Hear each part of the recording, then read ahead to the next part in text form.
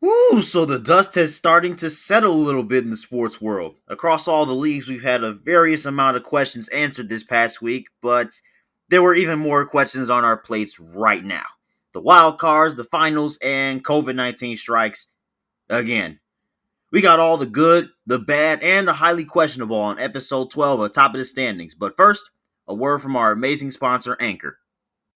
Anchor is a completely free and easy to use platform for podcasting. A computer or even a mobile device with a functional internal or external microphone is all you need to start recording your podcast with Anchor. When you do finish recording your podcast audio, you can simply edit it and upload it to the biggest podcasting platforms like iTunes, Spotify, Google Play, and more. If you were like me and you didn't have the foggiest clue on how to start a podcast, then Anchor is the perfect place to start. For more information, go to anchor.fm on the web or download the Anchor app on your mobile device. Okay, Drew, before we get into anything, I must ask for your Detroit discretion if we're going to get into this Stanley Cup. I never thought I would ever say it in my entire life, but congratulations to the Tampa Bay Lightning. Yeah, I know it's tough. I know it's a tough pill to swallow, Drew, but I mean, they did have a really good run. Yeah, I will admit that was impressive. I mean, especially after losing game one, and they really after that did not let up. I mean, they had Steven Stamkos in for a game. After that, he was like, "Oh, you got this. I'll leave it up to you." And that's about where the series ended. Yeah, I questioned one big thing: would Anton Khudobin be able to contain that Lightning offense? And ultimately, the answer was no. Game one, it looked really good, but from there on, I mean, especially with game four was an absolute shootout. Um, I mean, the Lightning they won it, they celebrated and stuff in Tampa Bay, in Tom Brady's crib at Raymond James Stadium, and that was probably one of the weirdest championship parades I've ever seen. But we got a new glimpse of what championship celebrations might look like during the pandemic. Yeah, maybe in Tampa Bay too. Yeah, because you're not used to seeing Hey, championship. for 3 reasons. Oh, For for 3 reasons. reasons. Oh my gosh! But yeah, I mean, this NHL season has been awesome. This NHL postseason has been amazing. I mean, I know for you it kind of seems anticlimactic because that team of all teams won it, but I mean, you got to admit this was an awesome postseason. Yeah, it was. I mean, not even just for the games, but the NHL did a fantastic job with executing on the bubble. And hey, that might be one of the best things that ever happened in the NHL because, I mean, they just how many tests did they have? A couple thousand, like a lot of tests, and zero positive tests came in. They did a fantastic job with the bubble. I mean, they expanded the playoffs. They had that little like almost wild card like entrance Mhm. round. Overall, it was fun to watch. I mean, obviously things did not go my way. I had some questionable picks, like picking Carolina to win it all. That obviously did not happen, but overall, yes, it was very, very good. Yeah, and it was also fun to predict too. I mean, we were going back and forth with the disagreements and the picks, and obviously that was fun. It's just a little glimpse of um what is to come for other sports. Yeah, I it was definitely a. I didn't realize how challenging it would be to pick hockey. I kind of went with the safe ones, except for obviously Carolina to win it all. But I picked a lot of the one seeds. Golden Knights, they kind of disappointed me. I mean, I was surprised. Dallas beat them 4-1, and then Dallas proceeds to get 4-2. So that was kind of surprising to me. Yeah, Tampa Bay really turned it around, but overall, man, I mean, congrats to the NHL for finishing their season, first ones to really do it during the pandemic full time. It's obviously this is very good. This is very good for the NHL, and you know what? This might not be the last time we talk about them for the next 2 months because we got the NHL draft coming up this week, Mm-hmm. which should be very interesting, to say the least, with the picks and Hmm. the arrangements and the lottery and stuff like that. That should be very uh, interesting to say the least. Hmm.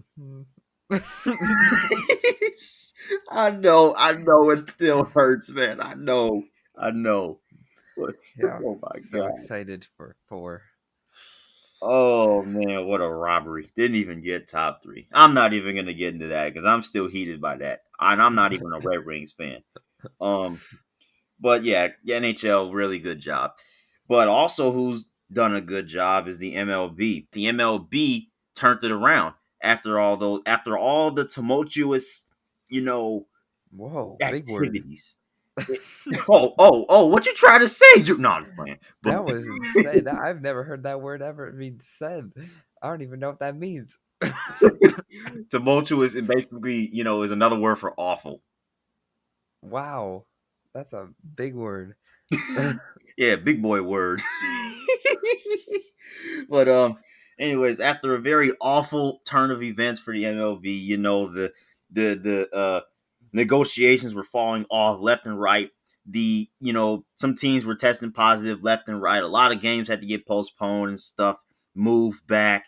After all that stuff went down, here we are. The virus seems to have been contained for the moment for the MLB, and here we are about to enter the bubble. But before we entered the bubble, we had a wild card round, and it lived up to its billing. It was wild. That was fantastic. I love what I saw from, sorry Cubs fans, the Marlins, dude. A Florida native in me loved to see it. They still are undefeated in the playoffs. They have not lost a series. That is insane to me. And Tampa Bay, they also played very well as I expected. Mm-hmm. But we also had some very, very disappointing series. Oh Like, yeah. for instances, the Twins. I mean, how is it possible? I mean, how can you not win a playoff game? That was very disappointing. And the Reds and Braves. I mean, both teams were kind of disappointing. It was a very dead series.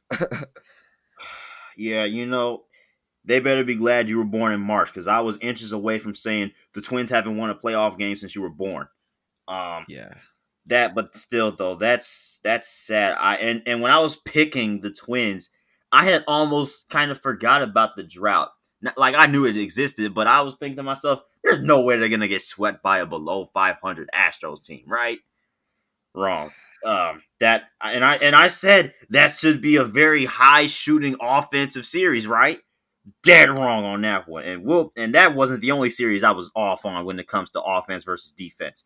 Dude, what happened to the bats? I know Josh Donaldson didn't play, but what on earth happened to the bats?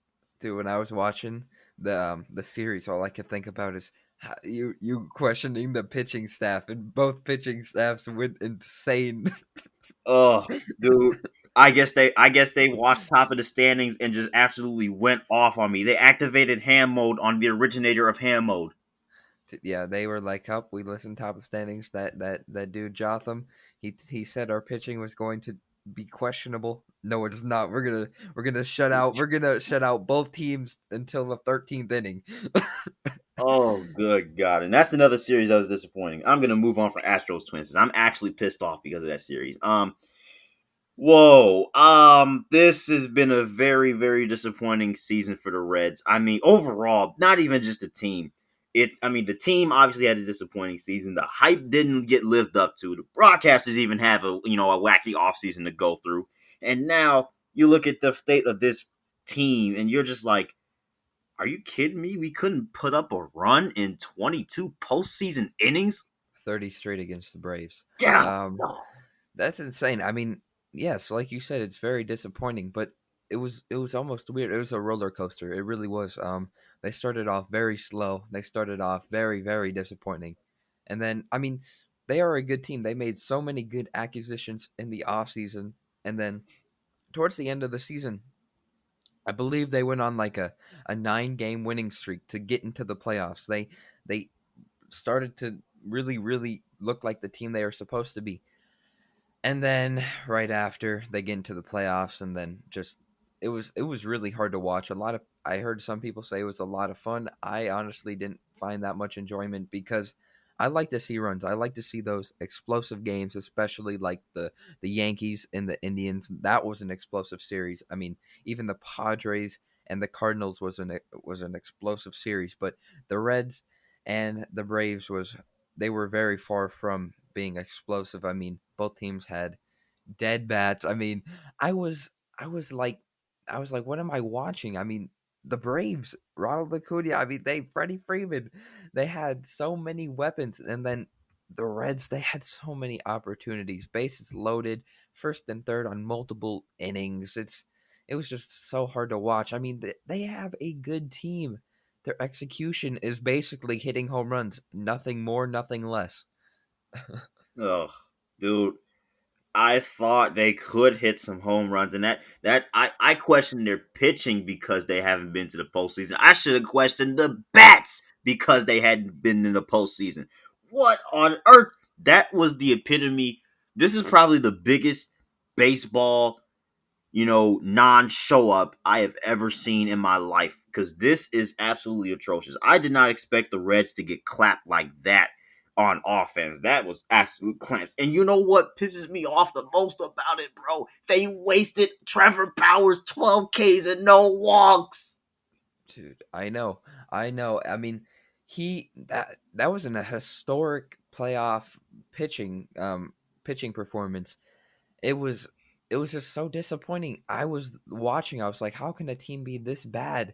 You had bases loaded with no outs one time. You had first and third with like again no outs and you still can't score. That is ridiculous. I I think they should definitely find out the problem of that. I don't see it with their players, maybe a coach or someone. I'm not going to call anyone out, but that was just pitiful. I was like, I can't watch this. This is terrible. Obviously, I continued watching because I wanted to see who won, but it was tough. It was not good. Drew, you know what? The Reds were playing so bad. It felt like they needed us in that lineup. As a matter of fact, pack your bags, get your pens. We're going to Cincinnati and we're playing for the freaking Reds. To put me in, put my home run magic in. I'll get you a run. Yeah, scooping up the food down the third baseline. I'll do something. Dude, At least hey, you can round home. have you seen those like highlights where the ball boys they don't know it's a fair ball? They go out and grab it, and everyone's like, "No, don't touch it." That's what you should do. That's what you should do. You need to stop the Braves from getting any type of momentum. Oh man. That is actually hilarious. That feels like sideline interference in football. That's absolutely Yeah. hilarious. But the one thing I really wanted to talk about was I heard this take in the Cardinals Padres Hmm. game, and I really agreed. I had never seen such bad base running in a span of a week.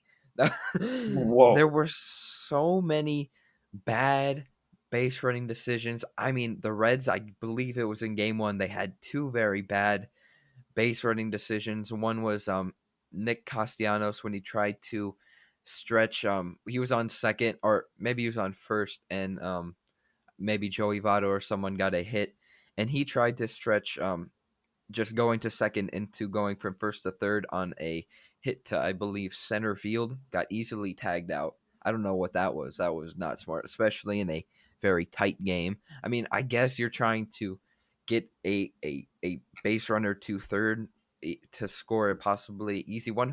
Who knows? Maybe it would have worked out if he actually got there. Who knows? Maybe they would have scored, but still in a close situation like that, you can't be doing that. And then later in the game, this was so confusing. This may be one of the worst base running plays decisions I've ever seen because they I seen this a lot when I used to play. So Mhm. you have a runner on first and third, and your runner on first, usually with no outs. Obviously, you're not going to steal with two outs, but your runner on first would start to head to second so that the catcher throws it to second base while you still have a runner on third. Then right when that catcher throws it to second, the third base runner would try and go home. Well, I don't know why the third base runner didn't try to go home because after he threw it to second, then the it almost was like a stutter where the runner on first stopped, and then the runner on third stopped, and then there was a pickle, and it eventually got the runner on third tagged out. So now you only have a runner on first or second. That was so stupid. And then we saw another pickle in the Padres game. Oh, I just it was terrible. And not even that's not it. I just remembered Byron Buxton in a one-run game, he gets picked off at second. Byron Buxton is one of the fastest runners in the MLB, and this is what I'm saying. I don't understand how the Twins literally they are choking. Like there's nothing gone wrong. I mean, they are doing it to themselves. I've never seen anything like it. There have been so many times that I've seen bad base running, and it was awful. I've never seen anything like it. they've got more playoff losses than I have years on the planet. That's sad, man. That's Yeah, in bad. a row. In a Yeah, row. that's tough. But you know what's not tough, and this we I probably said this was going to be the series of the wild card round and White Sox Athletics. That could have went either way, and you know what? It went the distance, and it didn't disappoint. No, I mean it didn't disappoint unless you're a White Sox fan. They were the game one was. I mean, I expected it. I don't think anyone else didn't expect that. I mean, that was to be expected. The White Sox came out hitting home runs as they usually do.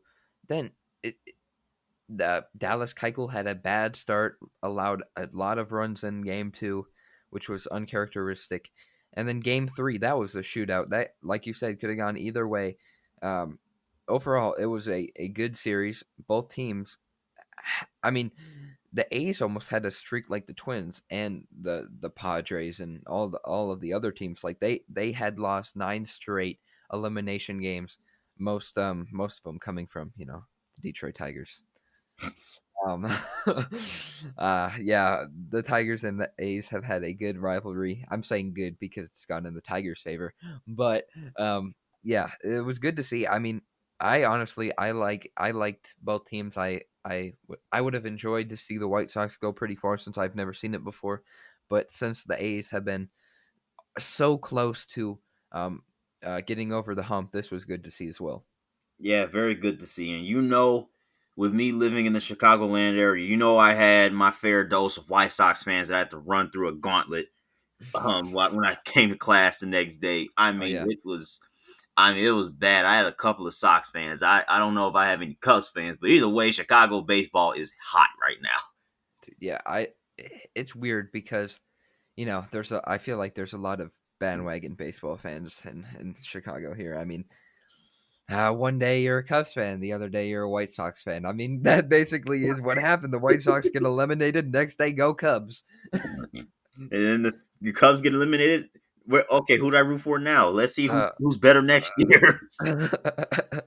yeah, I got to take up that that's just so funny to me. I mean, I've seen it with my own eyes too. It's weird. It's so weird.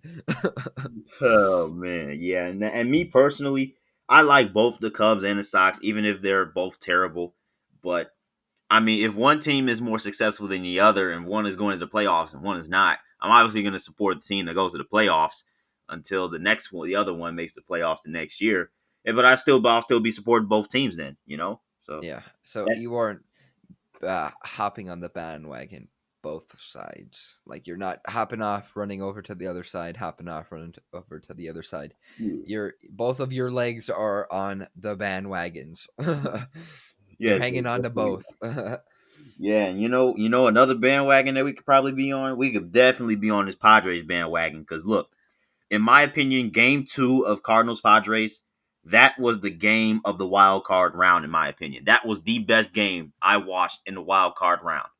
Oh, no doubt. I mean, I don't think I I don't know if I could say this, but that may be one of the best games since Toronto, Texas, when Jose Bautista hit that electric home run, that bat flip. I mean, I'm not comparing it because Fernando Tatis had a very similar bat flip. I'm just saying because it was so back and forth. It was a shootout. One team would take the lead, the other would take the lead. There's absolutely no pitching. No one could pitch a strike. But man, that was just electric. I that was so much fun.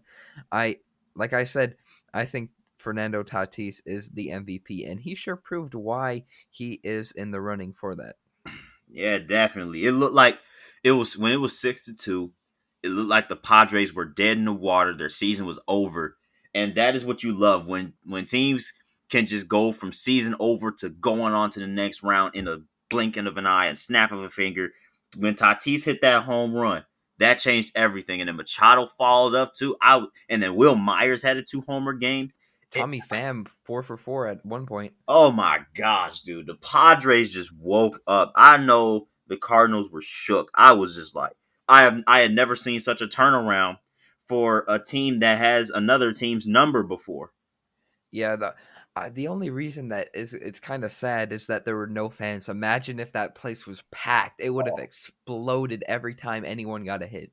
oh, That's sad. it, it's sad to say, man, but that I know the San Diego Padres fans would have went stupid crazy if they would have been allowed in those stands. Especially with that Tatis bat flip and home run. Oh my gosh, second of the game. Oh my gosh. Remember when Juan Soto hit a that go ahead 3-run double against the Brewers in a wild card game last year, and Yeah, Nationals yeah, fans were popping bottles in the eighth inning. yeah.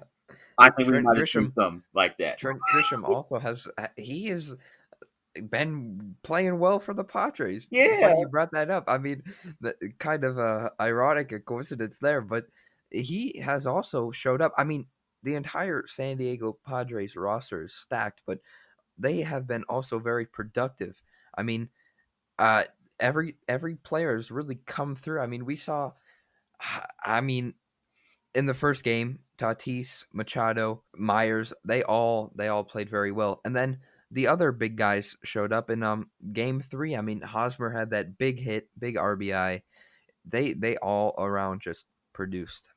yeah, that's gonna be amazing to watch. And their opponent, the Dodgers, they had easy breezy time with the Brewers for Yeah, the most I was part. surprised honestly by the first game. I did not expect the Brewers to score any runs. I'm going to be honest with you. I was like I mean, they basically did not. One hit scored them all of their runs, but I was kind of surprised. I was like, "Ooh, 4-2. That's kind of close. That's closer than I thought." I mean, and I also thought the Dodgers bats would have done a lot better, but Yeah, you know, I they 2 wins. I mean, the team that looks the best to me, honestly, is the Rays. I mean, they they just all around. I mean, have you seen the scores of their game? Every single game that they played, they have gone off. But it's weird to say I haven't seen that from the Dodgers yet. yeah, that's gonna be very interesting because if the Dodgers get bounced out by the Padres, we're gonna go nuts. Dude, I don't even care about my predictions at that point. I'd be like, oh my gosh, I go Padres. I hope they win it all. Them or the Marlins. Marlins, Padres, Oh, NLCS, dude, that would be insane. give it to me. Give it I'm to me. here. Yes, yes, I'm ready. I'm ready. Oh yeah. Speaking of predictions, let's go ahead and make some DS predictions. We'll start with the ALDS. And speaking of, you know what? I want to speak this into existence. There are absolutely no central teams in the division series. That is the first time in history that has happened because there were 7 teams in the wild card round from both the AL Central and the NL Central. All of them got bounced. It sucks to be in the Central. Yeah, that is insane. That is super crazy. And I didn't expect it. I mean, I thought at least one of them would have broken through. Come on, Twins. But man, that is weird. East versus West. First, I mean, technically Astros are in the South, but we'll count them as West. Yeah, that's just crazy. But where are we starting? I'm ready. Let's start with Yankees Rays. Man, see, this is going to be a good series because you picked the Yankees to go to the World Series. I picked the Rays to go to the World Series. So Mhm. this is a make or break it. I really haven't seen anything bad from the Rays. I'm going to be honest with you. I didn't even care to watch because every time I saw the score, it was a blowout. And I mean, it's crazy. I knew they were good, but I guess that their talent will be put to the test against these Yankees. When I watched the Yankees against Cleveland, this is one of the rare rosters where I felt like every single player was productive and can change a game with one swing. Because when you see some of these teams, they have like their 1 through 4 batters are their best batters, Mm-hmm. and then like the rest of the lineup either strike out, pop up, ground out. Cubs. Mm-hmm. Um, uh, Oh, really? sorry about that. I just had to bring that up. They, but the Yankees, every single person can change the game, and that's what's scary about them. There is not one bad bat in that lineup, and it's going to be a close series. But I think hopefully I'm correct. You've made a statement like this before, but I think the pitching will be key. Tampa Bay, I think they have the stronger staff. Don't get me wrong, the Yankees have a very, very good pitching staff, but I do not think it's as strong as the Tampa Bay Rays. And if Tampa Bay is able to control the Yankees' bats, I feel like Tampa Bay's offense will go out strong. I feel like they will play very well. I'm gonna take the Rays, but that's only based on pitching. If I'm telling you, if the Rays struggle with pitching, it may be a blowout. But I'm hoping it's not, and I'm taking the Rays. I think their bats will be the key, and only if their pitching holds the Yankees. Yeah, I really hope so too, man. But even though I picked the Yankees, my brain says Yankees, but my heart says Rays. Um, I just think the Yankees will go out and do the same thing that makes them so hated. Beat teams that have never won it before. it just it's maddening how the Yankees ruined so many good teams and robbed so many people of championships. And I have a bad feeling. I had a bad feeling in my head that they'll do it to the Rays, but I mean, I'm still picking the Yankees officially on the prediction sheet. But I really hope it does not happen. I don't want to see the Rays go out like this. I, I mean, number one seed. This is it for Tampa Bay. I'm not saying this is championship or bust. Obviously, they have next year and the year after that. This team is set, but I feel like this is a really really good opportunity to get at least get to the ALCS right here. Yeah, I mean it's definitely one of the best opportunities. I mean, they are the 1 seed after all. Who would have thought that the Rays would be the 1 seed and the Red Sox wouldn't even make the playoffs? One of the worst teams in the MLB. That's just crazy to me in the first place. But this is the year for the Rays. They are the 1 seed, and this will definitely set them up for success. I feel like if they can get over the Yankees, I feel like they could beat anyone.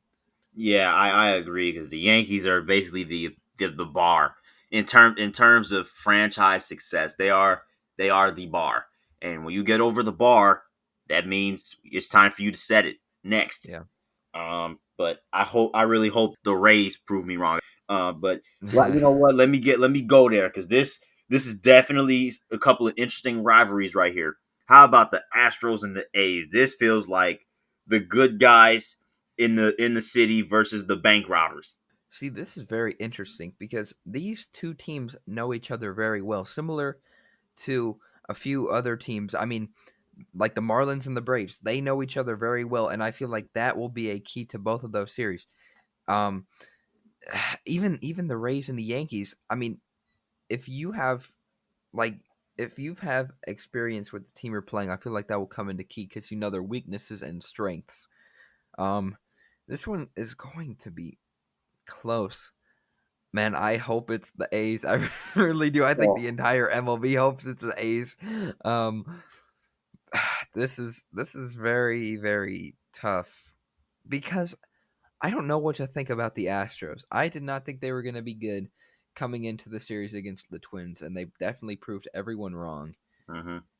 But it's funny because they don't even have a closer either. After their starter goes, they go the entire rest of the game with their most of the time first reliever, which is crazy.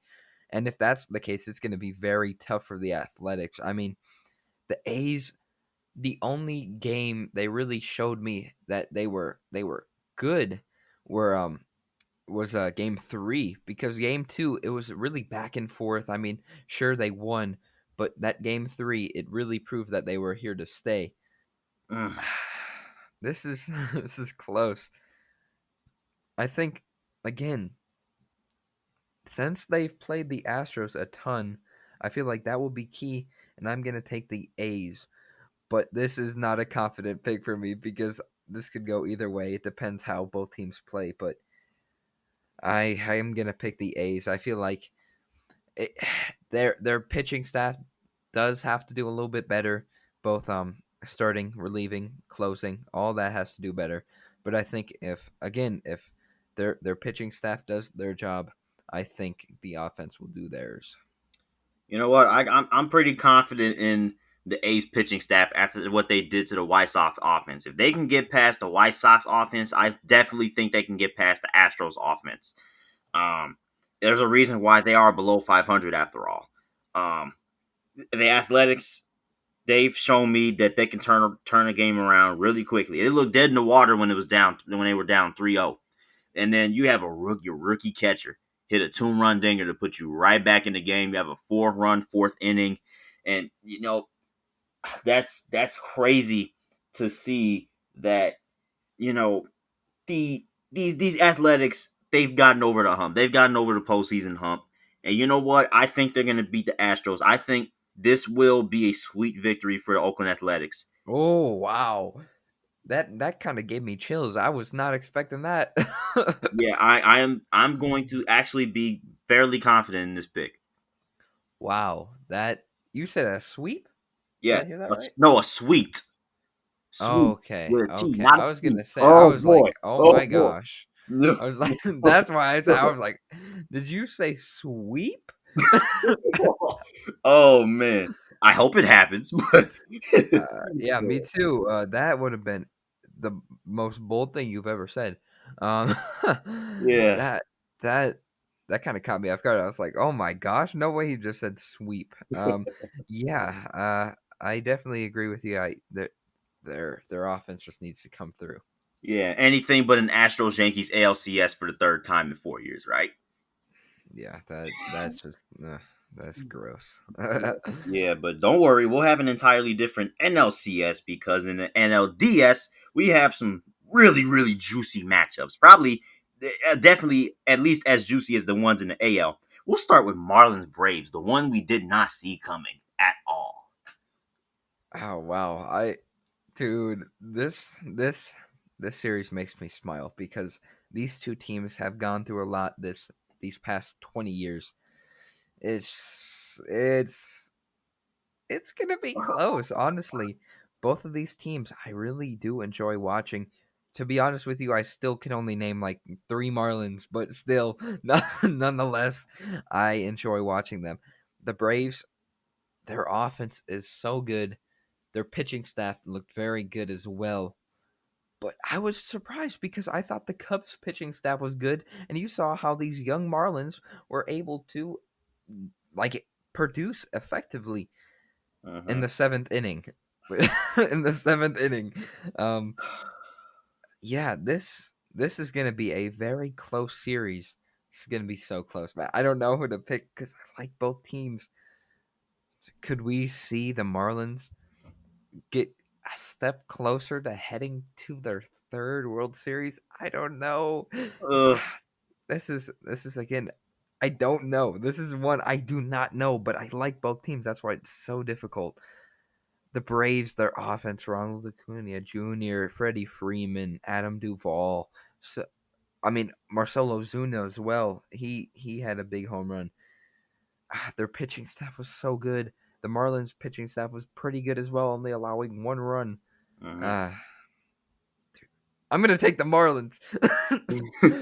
the Florida native in me, I want the Marlins to win, so I'm going to pick them. I feel like they're gonna shock the entire MLB, and I feel like their bats are going to play well against these Braves. I hope they do not let me down, but that is a big possibility.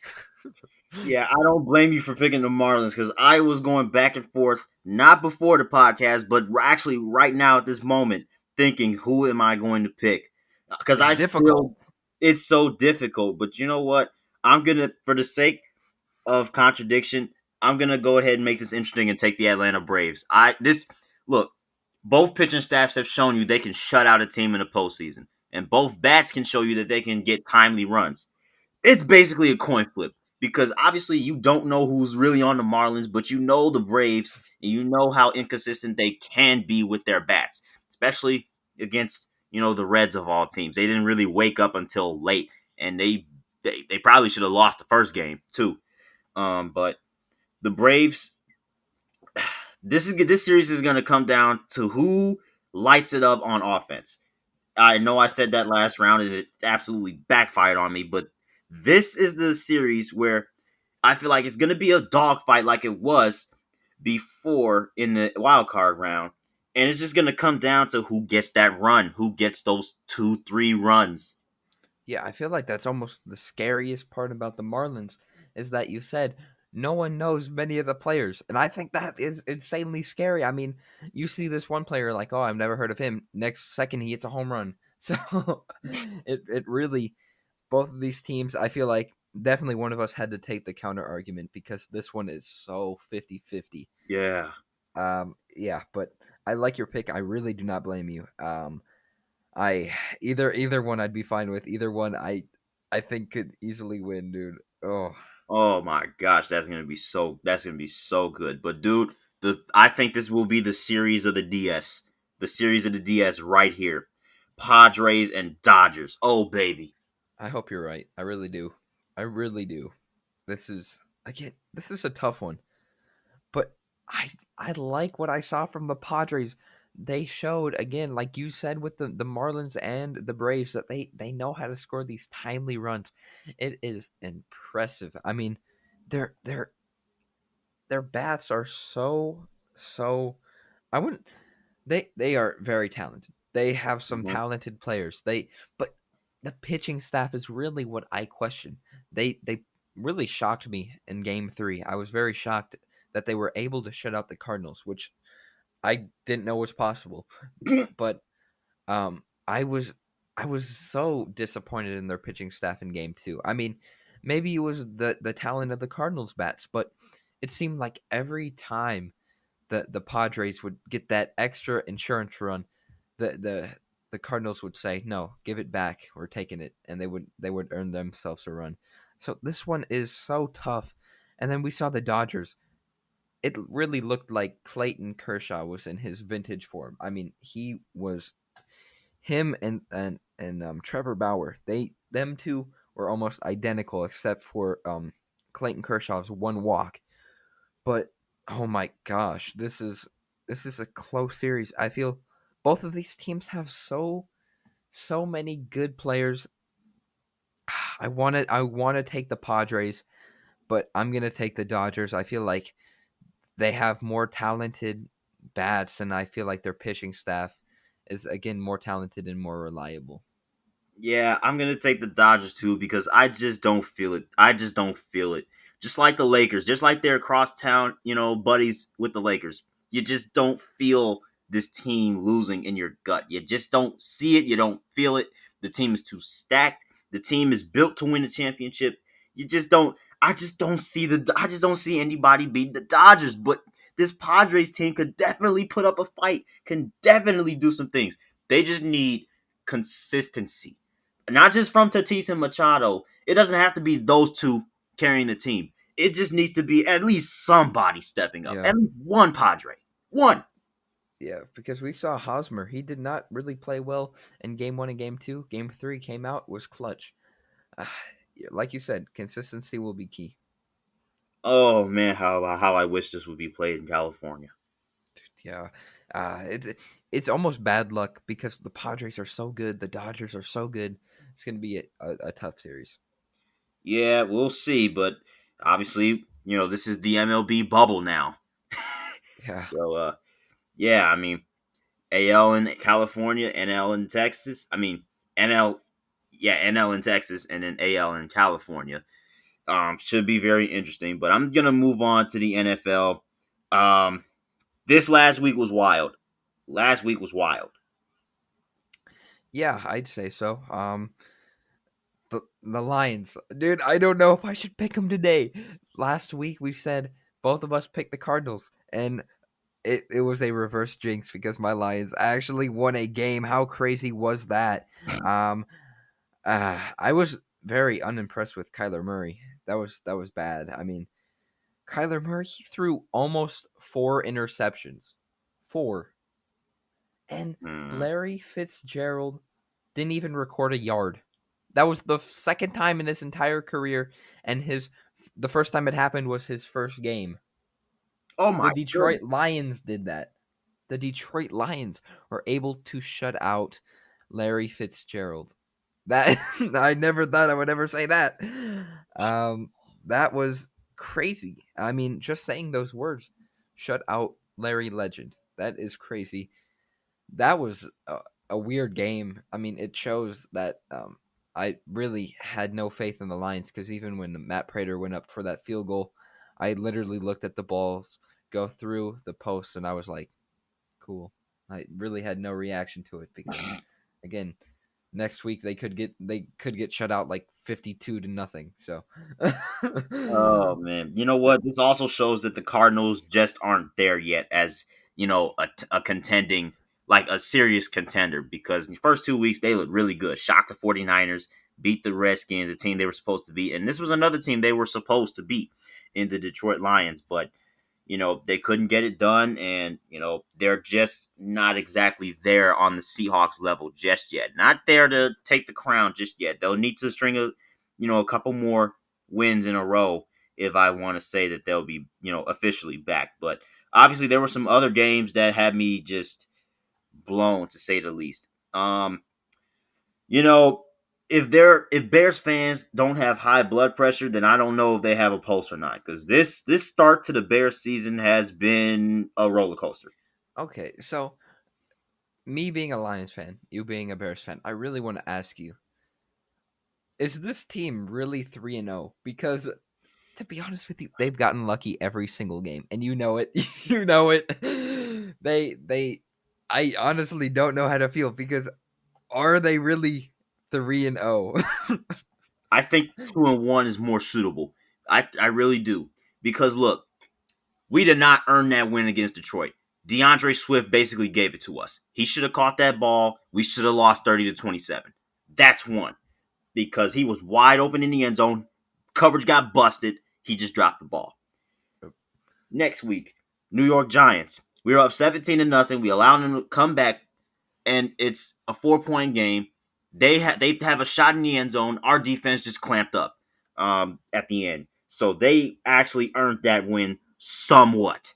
Somewhat they earned that win because although Golden Tate, I believe it was Golden Tate, got called for offensive pass interference. So that was another, lucky break for the Bears that they got that call. Because I thought it was going to be on a defense. Because usually pass interference is on a defense. Yeah. But no, it was on the Giants apparently. And okay, that was an earned win.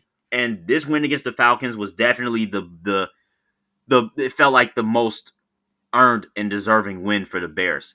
Um, Look, the last 4 drives for the Falcons, 3 and out, 3 and out, 3 and out, interception to end the game. That was the last 4 drives. The last 4 drives for the Bears, you know, I mean, they had 3 touchdowns in a row in the span of what 10 minutes in the fourth quarter. And this was after Anthony Miller dropped the touchdown that could really have put them back in the game earlier. And that was also after Allen Robinson couldn't haul in that touchdown in the end zone, which was still a very controversial call. So basically, when Trubisky got yanked, Nick Foles basically threw 5 touchdowns. Dude, that's what I'm saying. To this day, I don't understand why the Eagles would not keep him because every time he is the backup and he takes over for a struggling quarterback or injured quarterback, he goes off. It's really I have never seen anything like it. He is the best backup I might say ever. I Hmm. might say ever. He won a Super Bowl as a backup. So, dude, I mean, I guess you're right. But isn't it great to see a fourth quarter like comeback? Like Mm-hmm. the Lions did it so many times. I mean, Matthew Stafford has 35 fourth quarter game winning drives, which is insane, or comebacks. Hmm. It is insane. I mean, it's so satisfying to me. Just you're down the entire game. It's so exciting watching your team come back. But man, I mean, I guess I would agree with you. The Bears, you're saying they're 2-1. They probably should have lost against the Lions. I mean, hey, at least they're 3-0. I mean, compete with the Packers, right?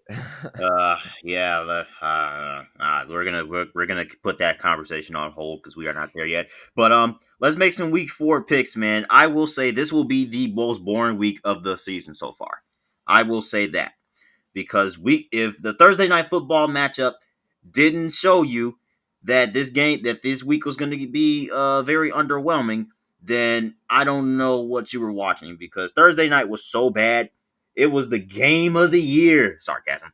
Yeah. Um, I mean, it was actually a really close game, but who wanted to watch that, man? Especially after the Jets and their late game unsportsmanlike Dude, conduct. dude. Hey, wasn't it Joe Namath versus John Elway? Sorry, I mean Ripon versus Darnold. Who? Dude, that was Who? so nasty. Uh, That yeah. No words there. I think we could skip that one. Yeah, let's skip that. The Jets. I think the whole organization needs to be swept right now because the team is bad. The management is bad. The head coach is definitely bad. Uh, they just need a reboot.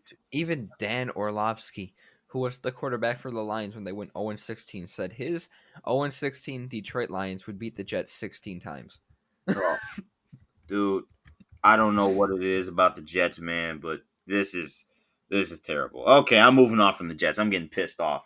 We're gonna talk about Jaguars Bengals, the first set of underwhelming games on the schedule. This is a tough one because the Jags inconsistent. We saw it from game 1. The Bengals, they've been really really close. They've had 2 close chances, and did you see Joe Burrow get absolutely rocked again against the Eagles? Gosh, oh my gosh, what was it? 7 sacks this time? Yeah, the Bengals need an O-line. But the thing why I'm almost okay with this game for Joe Burrow is that from my eyes, I don't really feel like the Jags really have much of a good defense. Um, so this we said it last week. Joe Burrow could flourish against the Jags today, but who knows? Who really knows? This one is a toss up. I don't know, but for the sake of it, I'm just going to pick the Bengals. I think this will be Joe Burrow's first win. I've said that almost every week. Yeah, I feel like this will be his first win and his second non NFL loss. Yeah, there you go. That works. So freaking awkward. How did you tie? How did Bengals Eagles end in a tie, man? That's Yeah, so ugly. that was very. That was just. Ugh. Come on, man. But okay, I'm moving on. But Browns Cowboys. Um, Ugh. uh, Ugh. This one is weird because it could go either way again. The Cowboys, they should be 0-3. We all know that. mhm. The Browns, again, it seems like they do this every year. They get everyone excited in the beginning of the season. But the Cowboys really have not looked good. The Cowboys No. have not looked good at all. And I think the Browns are going to advance to 3-1. I'm going reckless with my picks today. Yeah, dude, I don't blame you. Um, you know what? I'm gonna take the Cleveland Browns too. Yes. Yes. Cause look, dude, the Cowboys suck. I feel like I have a feeling that Nick Chubb is gonna chug through that Cowboys defense. That Cowboys defense, ever since week 1, they have been absolute garbage. They got bailed out in week 2 by their offense, by Dak Prescott. They got bailed out like crazy. They almost, they really could have won it last week, but guess what? Their defense choked in the fourth quarter. And with this Browns team, I think they're good enough to beat the Dallas Cowboys. I'll have to re-examine that. But eh, I We'll see. mean, watch the Cowboys win this just because it's a home game. Dude, yeah, that would be weird. Mike McCarthy is 5-0 at AT&T Stadium, so. Whatever. All right, Saints Lions. Well, here we are. Ugh. Thanks. This one is insanely weird because who would have thought that I would consider the Lions favorites due to the fact that let me count how many people the Saints have out currently. They have 1, 2, 3, 4, 5, 6 players that are listed as out for today. And all of those players are really good quality players like, Janoris Jenkins, Marshawn Lattimore, Mm-hmm. Michael Thomas. So, Mm-hmm. uh, dude, this could go either way. Every time I pick the Lions, they've lost, and the one time I don't, they win. So this one is close. I'm going to ask you this question: do you think Drew Brees will go off today? No, no, and I, I don't know if he's gonna crack 250. I don't blame you because he has not really looked good. In my opinion, he has not looked good this year. The Lions' defense also has not looked good this year. But it was funny because this was one of the few times in the past 10 games that the Lions have been trailing. And you can't blow a fourth quarter lead if you don't have one, right? Yeah, And their comebacks, it just seemed more like an all around better game when they come back. And last week, they really, again, overall had a very productive game. I don't want to pick the Lions because if I do, they're going to lose. And dude, I'm going to pick the Lions. Screw it. I mean, the Lions, if you don't beat the most injured Saints team, fire Matt Patricia after the game. I dare you. But really, I mean, Kenny Galladay's back. They have a lot. Desmond Trufant is back. They have so many. I mean, not so many, but they do have a lot of people back that were injured. The Saints, the exact opposite. I'm gonna pick the Lions. I feel like today they hopefully are going to win. yeah. I'm gonna pick the Lions too, especially if they bust out the silver pants. If they bust out the silver pants, it's over. Um, Look, Last week's uniform combination was nice too. yeah, I like the uniform. I like the Lions uniform set as a whole. I mean, it's Except a the great silvers. combination. Except the silvers, right? No, the silvers. Oh no. Oh, you're talking about the silver jerseys. The Okay, silver that's where we silvers. cross the line. That's The where we cross the grays. line. The grays. Yeah, no. But I'm gonna pick the Lions here. I feel like Matthew Stafford is gonna put this team on his back today. I know he usually does that, but I feel like this is gonna be his signature game for this season. Okay. Nice. Um, Let's go. yeah. Okay. Moving on. Seahawks, Dolphins. I love Dolphins as animals. They're my favorite animal, but they're gonna get Oh, grounded by the Seahawks. There's no way I see the Dolphins winning this game. that Absolutely was no way. that was really good. That was fantastic. I like how you did that. I like the Dolphins as animals, but the Seahawks are gonna win. That was funny. Um, uh, I'm gonna say the Seahawks as well. I don't think the Dolphins will put up a fight whatsoever. I don't think the game will be close. I think the game will be a blowout. And I would say I like the Dolphins too. I like the animal. They're pretty majestic in the water. Hmm. Yeah. But not Not on the not on the football field. field. Not on the field. We're about to say the exact same. That's funny. Yeah, dude. I mean, that's just chemistry, right? Yeah, dude, that was good. Yeah. Okay. Moving on. Chargers, Bucks. This could have been Brady's team, but no, he decided to go to Florida.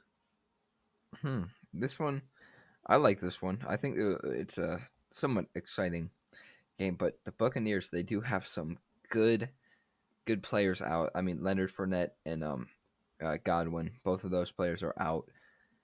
It's I still think the Buccaneers are going to win this one. The Chargers did put a fantastic fight against the Chiefs, who are I would say on the caliber of the Buccaneers. I think the Chiefs are obviously better, but I still got to pick the Buccaneers. I think it would be a good game though. I really do. Um, I could see an upset though, but I got Buccaneers. Yeah. I mean, no Fournette and no Goodwin, for the Bucks. So I think the Chargers can definitely take advantage of that, but I don't think they will. I got the Buccaneers in this one. I mean, this Tampa Bay team with Tom Brady and Gronk, and they still have Mike Evans too, and that defense is still really good. The Chargers are just inconsistent. Week 1 they got bailed out by the pulled leg. Week 2 they almost take the Chiefs the distance, and then week 3 they lose to the Panthers with no Christian McCaffrey. So So this they're what is, the Bears should have been, right? yeah. But yeah, I'm gonna go ahead and pick the Buccaneers. This team is too good to lose to the Chargers. If the Bucks are for real, and if they're gonna win the NFC South, this is a game they should win. Yeah. Speaking of games that you should win, we're gonna move on to Lamar Jackson. After getting sent down way not back to earth, I'm talking in the dirt of the earth. That game against the Chiefs was horrendous. We thought that was gonna be the game of the week, game of the year, and Patrick Mahomes shut that down instantly. Dude, everyone was trying to sleep on Patrick Mahomes. Why? Why do they do this, Jotham? You know, you told me this in February. You told me this last week, and you're telling me again. How many times do people have to tell us to not bet against Patrick freaking Holmes? Dude, everyone does it. It makes no sense. Why? Why? Why is it necessary? I don't know. Um, but this one is interesting. I mean, we saw Lamar Jackson. He kind of, I would say, struggled. Mm-hmm. This one again, I this one is close. But man, I got to pick the Ravens. I think they will bounce back today. If the Ravens lose this game, the Pittsburgh Steelers are winning the AFC North. Yeah, I would say so. But I'm gonna go ahead and pick the Ravens because their team is still good enough to beat the Washington football team. You'd Not good hope enough to beat so. the Kansas City Chiefs, but you would hope they can beat the Washington football team, a team from the NFC East, right? Right? Yeah. Oh my gosh. If the Ravens lose this game. Okay, moving on. Vikings Texans, a battle of the undefeated, no defeated teams. This game is kind of ugly, Yeah. honestly. Both teams don't look good. But I'm gonna say this is a game to see who looks worse. Very much if the like Vikings Broncos Jets. Yes, if the Vikings lose this one, they are garbage. If the Texans lose this, they are garbage. The two teams that you would not expect to be winless, but this is just weird. Um, I think I'm gonna take the Texans. I think Deshaun Watson is gonna play better than Kirk Cousins today, because those that's basically all both of those teams have left: Deshaun Watson and Kirk Cousins. I mean, the Vikings still have Dalvin Cook, but oh, wait, do they? Because he hasn't Yeah. really shown up recently, ever since getting that extension. I've always felt that way about him. He's very inconsistent. He's either hurt or he doesn't play well. Yeah, I'm picking the Texans here too because look at the Texans. Had to go to Kansas City, then host Baltimore, then you got to go to Pittsburgh first 3 weeks of the season. There's a reason they're 0-3. That schedule was brutal. The Vikings, not nearly as brutal. Yeah, you had to go to Indianapolis and you had to go to Tennessee. But Tennessee and Indianapolis aren't as good as Baltimore and Kansas City. Come Yeah, on, man. Those are games that you got to get if you're the Minnesota Vikings. They're trash. Go Houston. Okay, here we go with another ugly matchup. Giants Rams. Rams, Rams, Rams. I don't think this is even going to be close. you don't even have somewhat a little bit of faith in the Giants. I had faith in the Giants last week with the 49ers junior varsity team. No, the 29ers. Bro, they got wiped out at home with the MetLife turf on their side, apparently, and they couldn't even put up my jersey number, bro. They couldn't even put that up. No. I still don't understand why you picked the Giants. I mean, I get that the 49ers are injured, but still it's the Giants and yeah, like you said the Rams. The Rams have looked good. Again, it was a very controversial loss last week against the Bills. But hey, I'll take it. I like the Bills, but I'm gonna take the Rams. Obviously, they look good. Not even close. I'm done talking about this game. Rams all the way on some 45-7 type stuff. Um, yeah, this game's not even going to be close. Okay, speaking of games. Okay, this is a mind game here. Colts Bears. mm, uh, Rematch of a Super Bowl. Am I right? Yep. Uh, yeah. This one's gonna be again pretty weird because it could go either way. Because the Colts, I'm gonna be honest with you, I haven't watched one game of them because I don't really care about them. But I could say the same for the Bears, except for one. But um, this is weird. I feel like it could go either way. Will the Bears escape? Nearly. Will they nearly escape this time? Who knows? I think, though, from what I've seen from the Bears, I think they have the capability to beat a team like the Colts. That is some 10 out of 10 analysis there. Yeah. And you know what? I'm going to go ahead and give you a 10 out of 10 prediction and say that this game is not going to be as close as the previous three. Whoa. Yeah. I'm going to sit up here and say that. Look, I know last time Phillip Rivers came to Chicago, uh we were hot. I was hot. Not even my own jersey could save my own mother from raging. So, uh yeah, I'm going to pick the Bears. I will pick the Bears because it hasn't gone wrong for me yet. But freaking Phillip Rivers and Jonathan Taylor, if that duo finds a way to go off, I'm gonna have to really question this Bears defense. 30-7 score coming up in the favor of the Colts, guaranteed. No, I'm kidding. Next. Yeah. Okay. Let's get into some good games. The Bills and the Raiders. I like this game a lot because I Yeah. like both teams. But man, the Bills look fantastic. You even got Josh Norman coming off the IL. This is gonna be a fun one. I like both teams. The Raiders, to be honest, they did not play bad against the Patriots. They did not play bad at all. Mm-hmm. But this is gonna be a close one. Actually, no, I'm gonna say I think the Bills are gonna run away with this one late. Um, I got the Bills. I really like every single thing about the Bills. Yeah, I really do too. I said this team was gonna win the AFC East, and they're playing like it. Now they'll need to figure out how to close out games in the future because you're not gonna be able to do stuff like that when you get to Patrick Mahomes' face. But the Bills have shown that they can really be an AFC contender. I really love this team. Uh, I know the game is in Vegas, and anything can happen in Vegas. I picked the Raiders last time they were at home. I don't think I will pick them this time. I got the Buffalo Bills. Hey, I like it. I love it. Um, but I do not love this Sunday night football matchup as much as I probably should have. Eagles 49ers. Mm. I'm going to take the 49ers. The Eagles really do not look good at all. Uh, Don't look good one bit. And this is their fourth straight game versus a winless team. That's actually insane. Um, I'm going to pick the 49ers. They are better. The Eagles have not showed me one thing. If Carson Wentz can't beat the Bengals, that's embarrassing. yeah, So, I'm going to take the 49ers. yeah. Give me the Niners.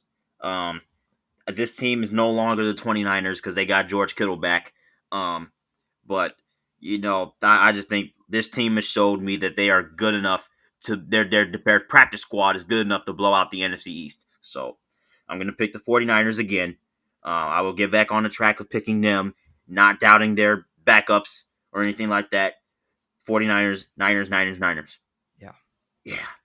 And finally, to round out this terrible slate of primetime games, we have Broncos Jets on Thursday night. We're going to get Eagles 49ers on Sunday night. And we're going to get Falcons Packers on Monday night. Ew. Hey, we got Chiefs and Pats. We'll also play Monday night. Finally, a good primetime game for week 4. Who knows? I mean, Cam Newton's not going to be playing. Maybe it'll be Brian Hoyer. Who knows? Oh, I forgot.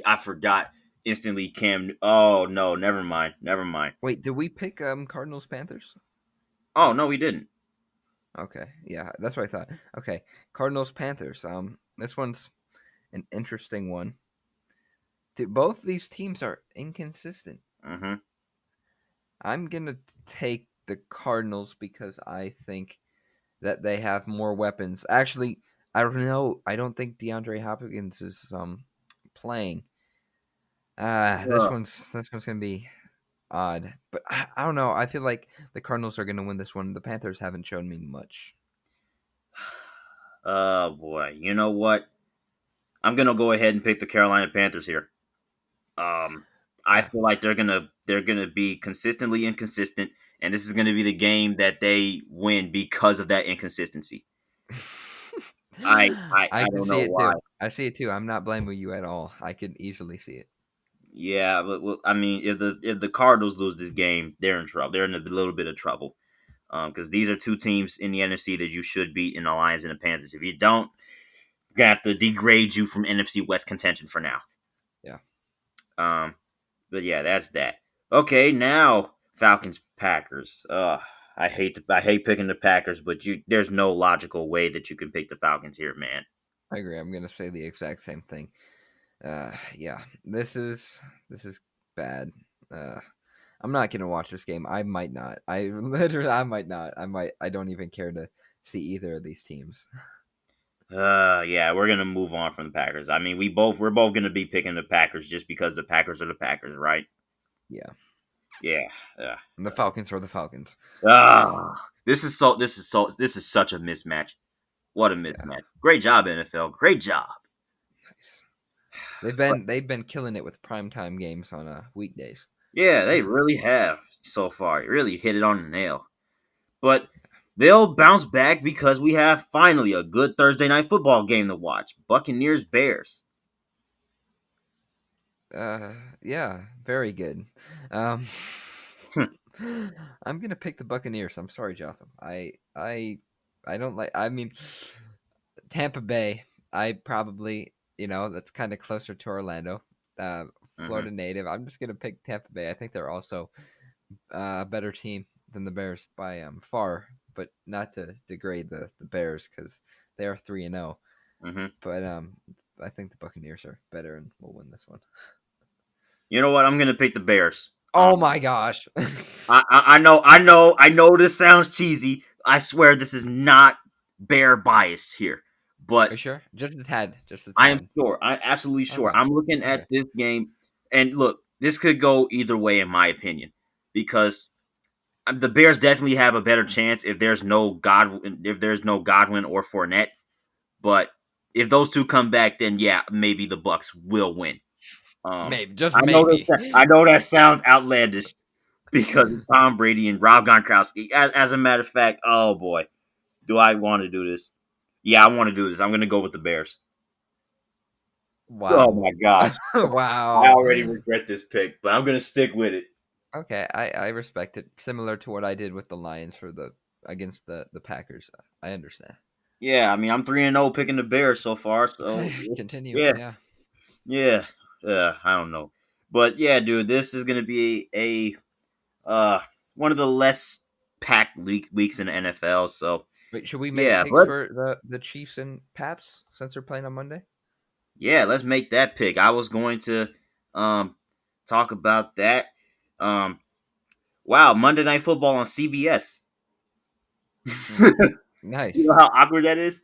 That is kind of weird. I'm gonna take the Chiefs for the primary fact that Cam Newton will not be playing. Yeah, Chiefs will win because no Cam Newton. Yeah, That sounds just about right. That sounds very easy, right. Yeah, easy. Yeah, yeah. You don't bet against Patrick Mahomes. Not in primetime games. not me. I've never done it, and I will continue not to do it. Yeah, yeah, but yeah, dude, this has obviously been a very interesting week for the NFL because COVID really has struck for the first time on them. Uh, I mean, we've gotten a couple of wake up calls. Thankfully, the Saints test was negative False and not positive. positive. Yeah, Yeah, false yeah, positive and stuff like that. Good. That's good to hear because it would have been an avalanche if stuff would have happened. Although the NFL is investigating on the Titans to see what the heck happened there. yeah, Um, but yeah, dude. Let's get some football while we can.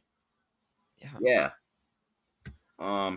But speaking of football, bro, look, thank God for college football because they definitely put on a show this past week. Yeah, unfortunately, UCF, went down. Sorry, that was disappointing. But you know what else is disappointing? Texas and Oklahoma. Those Oh, two teams are not good. the Big 12 is out of the college football playoff. It is confirmed. They are not making the college football playoff. Yeah, Okay? I know a lot of people are excited about that. Yeah, especially people in the South, in the Big 12. But if you're Iowa State, if you're Kansas State, if you're TCU, if you're Texas Tech, anybody else in the Big 12, the conference is wide open. That's weird. Yeah, and you're Big 12 champions, Iowa State. Oh my What? gosh. Oh, how about a Kansas State Iowa State Big 12 championship? Fantastic. That sounds like the Cheez It Bowl. Oh, that'd be so awesome. Dude, I'm calling it now, right here. Kansas State, Iowa State, Cheez-It Bowl. Calling it What? right now. Watch it Cheez-It happen. Bowl? Watch it happen. Two Big 12 teams in the Cheez-It Bowl? Watch it. Somehow, some way, it's gonna happen. Oh my gosh. Okay, I will definitely clip this. But you know, I'm glad they put Oklahoma Iowa State on ABC because at first I was questioning like, why are you putting this game on ABC over the Deep South's oldest rivalry, Auburn Georgia? That's a top 10 match. Uh, uh, something about us picking the wrong team and them getting blown out, beating the brakes off of.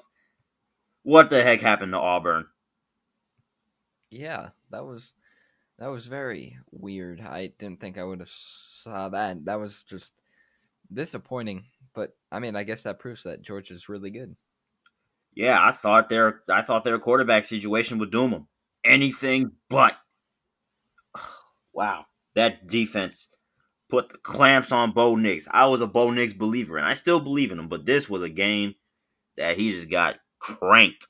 I mean, my goodness. Yeah, that was just random. We were expecting that to be the best game. We even said it last week. It was by far not. Uh, yeah, top 10. Sometimes top 10 matchups don't tend to be the best games. No. Uh, no, and neither do top 15 matchups because we said it last week. Alabama's just Alabama. They weren't gonna lose to Texas A&M. That I feel like they overrate Texas A&M every single year. I'm like, why is Texas A&M in the top 15? Yeah, that I don't get it either. I mean, not to blame them, but Alabama's Alabama. You're not going to beat Alabama. Sorry, Yeah, that not in the regular season. no, that's just that simple. You got to be SEC opponent at home with a full crowd, sellout crowd, making all the noise you can if you really want to beat Alabama early season too, especially. Yeah. Um, yeah, Alabama's Alabama, but also Texas is Texas, bro. How something about the goal lines in Texas and the onside kicks? What is it with the Texas football, man? I don't know. It's just bad. To say the least. Yeah, I was not. I mean, I really. I'm not surprised. I feel like Texas is overrated. Very, very, and it's terrible, man. I mean, this is sad to see because I thought this could be a year that Texas could make a run in the Big 12 because, Oklahoma freshman at quarterback, you know what I'm saying? You could possibly get a one up on Baylor, finally get over the hump. Yes, there is a hump that they have over TCU. 7 of the last 9 they've won over Texas. And you choke at the goal line. You choke at the goal line. Hmm. Gut wrencher. Yeah. Absolute gut wrencher. Speaking of gut wrenchers, dude, I told you this last night. Back and forth game between Oklahoma and Iowa State. The game was actually freaking fire, bro. That was fire. Okay? Yeah. I heard. Yes, bro. That game was so good. It was the game of the year in my eyes.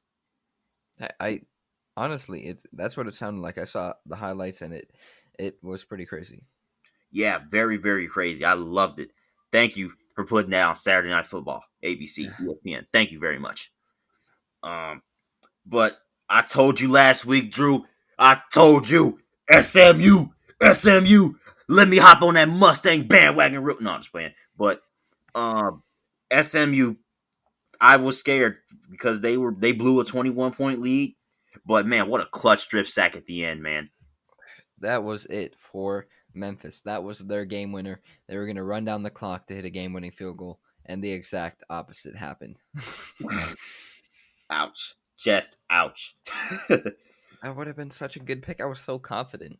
The White Bengals really let me down. The White Bengals. Yeah, they really did let you down because we got the lasso and just tamed the tiger. Mm. Yeah, dude. That's how you go. That's what happens when you pick against me. No, I'm just playing. You've had my number. But yeah, that was a really good game. I mean, back to back years, Memphis and SMU have had some really good games. Really Yeah. good games. Yeah.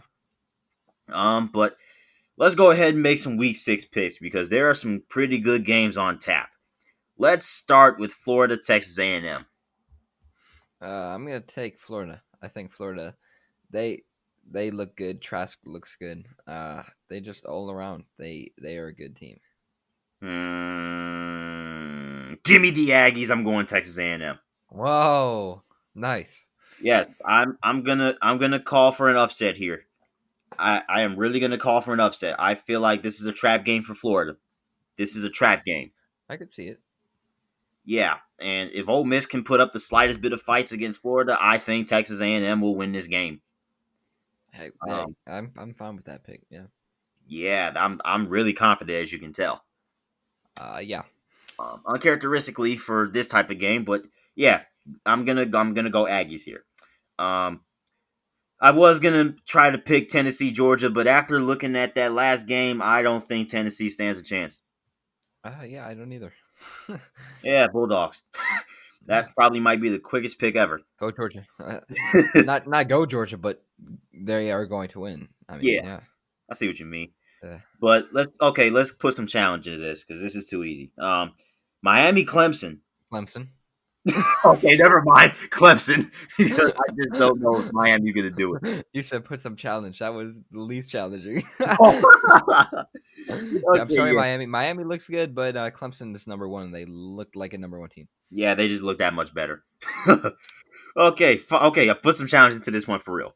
Texas, Oklahoma, the This Golden. is a bad challenge. Come Uh, on. this is this something, Drew. This matchup is usually going to be determining who goes to the Big 12 championship, who goes to the college football playoff to represent the Big 12, and that just all got wiped out the window so fast.